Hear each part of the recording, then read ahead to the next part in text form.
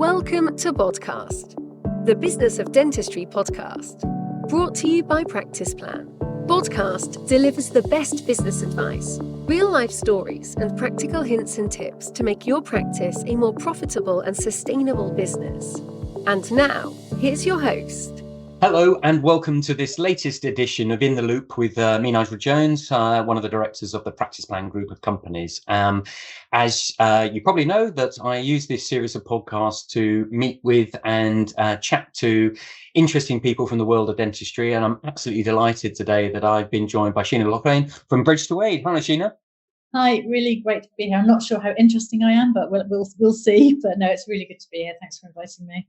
Well, I'm very much looking forward to the conversation because I think it's extremely interesting what you do, and obviously I've had quite a long association with Bridge to Aid over a number of years, and I look on with awe at some of the things and some of the achievements and some of the impacts that you have. So, but with that in mind, there might be some people are less familiar with you and your work. So, could you introduce yourself and let them know a bit? Yeah, of course. So I'm Shaenna Loughnane. I'm Chief Exec of Bridge to Aid. So I've been working with Bridge to Aid now since 2006 was the first time I went to Tanzania.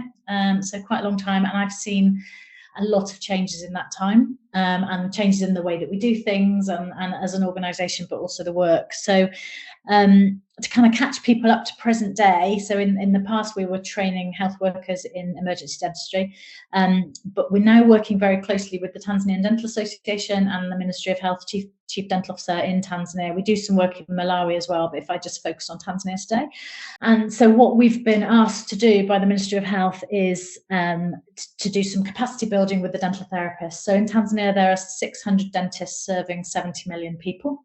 So the government strategy is to employ more dental therapists. They've opened 9 new dental therapy schools. And so they're taking people from the remote and rural areas, training them in the dental therapy schools, and so with the hope that they'll go back to those areas where there's no dental provision at all. So we're working with those dental therapists to train them within our outreach program. So that's one of our programs. And the other one is we're working with the Ministry of Health to eradicate the practice of infant oral mutilation. I won't go into that today, but if you want to kind of Google that, there's 3 different forms of infant oral mutilation, and children and young people are dying of sepsis. It's a very painful practice. It's stopping them getting medical help. So there's lots of repercussions of IOM. So it's something that we're trying to eradicate in Tanzania and see if we can then maybe roll that out to other countries where it's present. So those are the 2 main programs that we're running at the moment. Yeah, excellent. I mean, I think I'll say that we did a customer satisfaction survey with our dental practices at the back end of last year, and we asked them about ESG, their attitude to sustainability, and obviously the E is environmental, the S is social, and G is governance, and how important it was to them. And 96% said it was either very or extremely important to them. And certainly we're getting approached more and more now by practices who are wanting support with their own ESG strategies, of which part could definitely be supporting an organisation like Bridge to Aid. So I wonder if you could maybe those programs, like the first program you're talking about with the therapist, could you bring that to life a little bit for us and tell us how that works? Yeah, absolutely. And as you say, it's a way of dental teams kind of getting outside. I mean, it's really important to support local charities and what's going on in your own community, and that's becoming more and more important. And I really advocate for that as well. But I think it's important to also look at the wider world and the wider kind of global oral health situation that we're in at the moment. So in terms of people getting involved, our outreach programs, it's a 2-week program. We're working with our partners, THEDI, which is a Tanzanian charity, and they are managing. So we're very much moving to a localization model. So everything is being led in Tanzania. It's been managed in Tanzania. We're literally just there as support. So if people wanted to get involved, we have a 2-week outreach program, so they can come for either 1 week or 2 weeks, just try and fit it in with your holidays. And in that time, and that's dentists, nurses, therapists, hygienists, and in that time, you're obviously seeing patients because we're right out in the rural areas. So you're going to be treating patients, but the key thing for us, we're a training charity, is the capacity building. So within 2 weeks, we'd see about 2,000 patients. But the real key is training. So we're training 7 dental therapists on each program, and that's our DCPs and our dentists get involved in that training.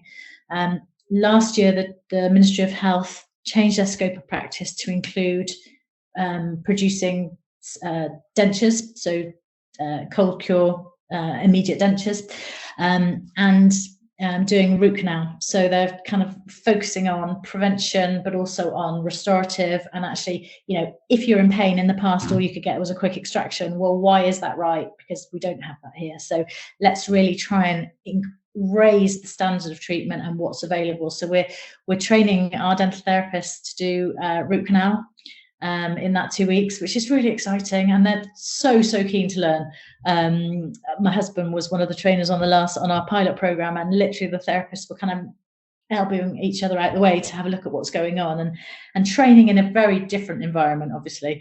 And also dentures, we met one girl who didn't have 2 front teeth. And you just think, oh, surely emergency, getting people out of pain is important. It is important, but for her, she was an 18-year-old girl. We made her an immediate denture, or the dental therapist made it, so it can obviously carry on in the future.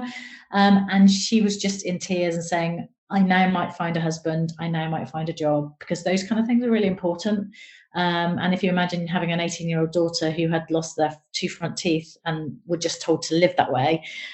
So we're really seeing kind of lives changing in a different way to how things have been going up until now. So yeah, to get involved, practices can absolutely send their teams along to get involved in that, but also fundraising, and practices are supporting the funding of the training of one dental therapist. So that's a way to get involved. And from that, we can link you with the dental therapist. You can hear about where they work, their environment, the patients they're seeing. So you kind of feel very connected to the work as well. So there's lots of different ways of getting involved, and we love having practices on board. Yeah. I mean, I think especially in the current environment, getting funding and financial support for this amazing work, I think is, it must be getting harder. So the more that actually we can all pull together as a profession to help, then the better. But your point there about the person who felt she could now get a husband, I think that's one of the interesting things with the work that you do there, because it's all relative, isn't it? So, what we think of as a big problem here in the UK compared to what is a problem in Tanzania, it could be very different things. So those sort of cultural challenges, what do you see overall? I think the biggest cultural challenge within oral health is the lack of education and the lack of knowledge about oral health prevention. So I don't know if this is answering your question, but we do quite a lot of work. We train oral health educators in the villages as well. So we train up teachers and village volunteers to cascade those messages, because if you've got an area where you will never see a dentist, and obviously the areas that we're putting a dental therapist into is great, but there's a lot of places around the world that will never have a dentist, never see a dental therapist. So let's prevent disease happening in the first place. So I think the biggest thing is, you just grow up knowing, brush your teeth, the kind of food that affects oral hygiene and oral health. And that's just kind of systemic. It's just what we grow up knowing. But that lack of education, so the small things and the small bits of education that our volunteers and our team in Tanzania can instill makes such a massive difference, because they weren't aware of those things. And in some areas where Coca-Cola is cheaper than clean water, and diets are really changing. So actually oral health is actually getting worse because of the new diets coming into some of these areas. So I think lack of education, lack of understanding, and also that kind of just assuming that if you've lost teeth and if you're in pain, well, that's just life. There's nothing we can do about it. Whereas here, you have people knocking on your door if you're a practice, and there's just nothing there. So people just accept with the, as I say, the side thing of not being able to get married, not being able to work. If you've been in pain, we see people that have come to see us that have been walking sort of 3 or 4 days. They've been in pain for 4 years.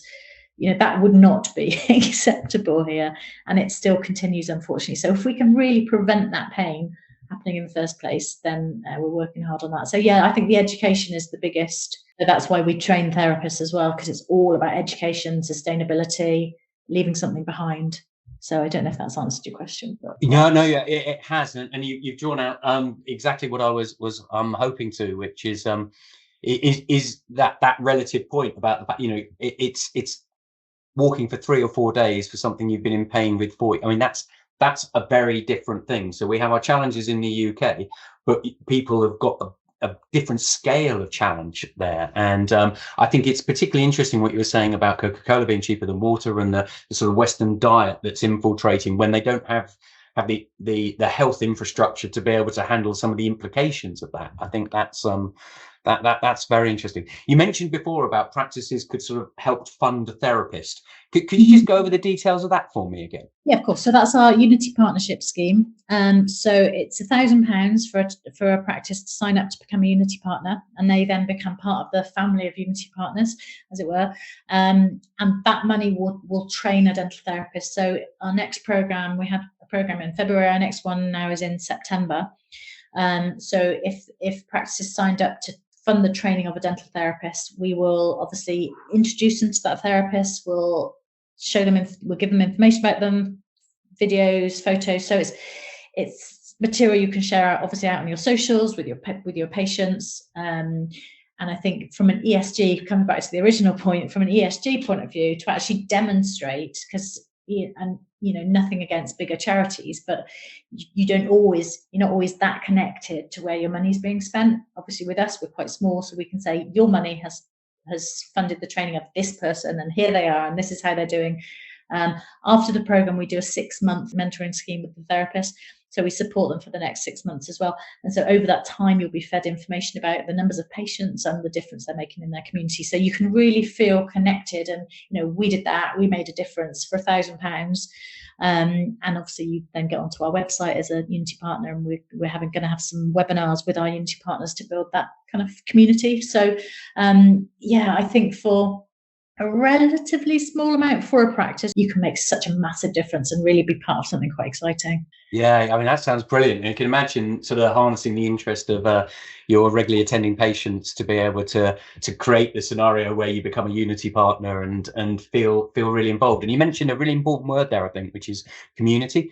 And the Mental Health Awareness Week, the theme of that this year is community. And I think it's about connecting people to things. And I am quite sort of passionate about sort of mental health issues and how best to help the profession and things like that. And you're probably familiar with the Mind website, which talks about the 5 ways to well-being.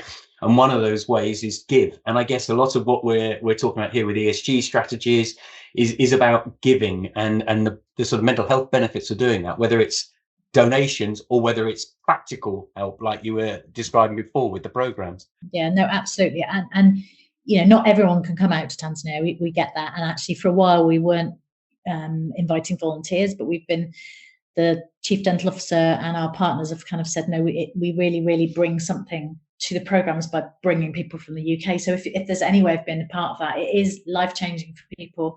And it's not about trying to shock people and trying to say, you aren't you lucky and look what's going on there, because it's not about that. You learn so much. Our Tanzanian partners are amazing, and the patients we see, we have so much fun, and we get to know people at a community level, and we do go out into the communities and see where they're living. And so, I think giving but getting, you get so much from doing it. And I can't think of anyone that would say they'd done something like that and come back not changed in a small way.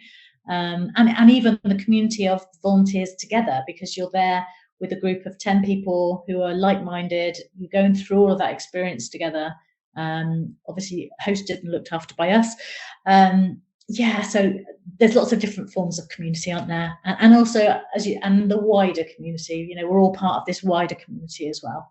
So kind of looking a little bit wider than that. Absolutely. And I always think of the community thing as being like a Venn diagram. There's lots of overlap, but you can be part of a dental community, part of your local community, part of the Bridge to Aid community, part of the Tanzanian village community. So there's lots and lots of ways you can be part of it. But the value that being part of communities brings each other as well as ourselves is absolutely huge. And I can only agree with your point of how life-changing being sort of practically involved has been for people, because I've had colleagues, I've had other people I know within the dental profession who've been out there, and that is exactly the language they use about how life-changing it is, and how I think it's so much to do with being that you see the impact that you're having, and you can see the difference that you're making, as well as the camaraderie point that you made before. You just see the difference, but you know that because you're training, that's going to just carry on. So you're leaving a lasting legacy. You're not parachuting in and parachuting out. But what you've left behind is lasting, which is great. And actually, just to say, we do run some programs in the UK. So we're working with Bristol University, and we're about to start working with Leeds University. So there are going to be some more opportunities to do some work in the UK as well, because not everyone can get on a plane, and we obviously understand that. So it's important. So talking about community and bringing that maybe smaller again. So we are going to be doing, we're based just outside Bristol, so we're doing some work in Bristol as well. So if anyone was interested in getting involved in some work in the UK, there's also that opportunity. Yeah. I was really pleased when you started doing the Bristol work, and that sounds like it's progressed really well. So that's, as you say, it's that's a great thing to do. So Shaenna, we're coming to the end of our allotted time. Are there any other things that you'd like to just mention before we finish? So I think it's just, get in touch, have a chat with us. There's lots of different ways to get involved as a practice. Sorry that I know I'm not on here to sell, but there's lots of ways to get involved. We've got some great fundraising events coming up. So we've got a 5K for B2A. So we're going to have a date when everyone can kind of run or walk 5K together as all over the country. So that's coming up. We'll put information on the website. We've got a Snowdon trek in September, and then in February, if you would like to travel but don't want to go on the dental program, we have a cycle ride from Kilimanjaro to Ngorongoro Crater, which is I did it 2019, the most amazing experience in that kind of countryside, and it's great. And again, as a team, going to be doing that as a fundraiser. So we'll be sharing information about that in the next couple of weeks. Yeah, excellent. I mean, I'm slightly biased, but I would urge any listener to think about how they can get involved in a small way, or in a bigger way, or in a challenging way, like the cycle ride you just mentioned. But the work that Bridge to Aid have done over many years is just astonishing, I think, and it's actually so important, and we can get kind of locked into the minutiae of life in the UK at times. And I think it's great that there are some programs within the UK, but that the impact that you're having in Tanzania and Malawi, other places, is incredible. So I would strongly, I know you're not here to sell, but I'm going to sell on your behalf and say, actually, every little help, a bit of help, practical, financial, will be much, much appreciated. So just following us on Facebook and sharing our posts, even if it's just that, that makes a difference for us in terms of people being aware of what we're doing. Yeah, profile awareness, all of that. So yeah, please do whatever you can. But Shaenna, thank you so much. It's been so interesting chatting to you today, and I really appreciate you giving up your time. Thanks, Nigel.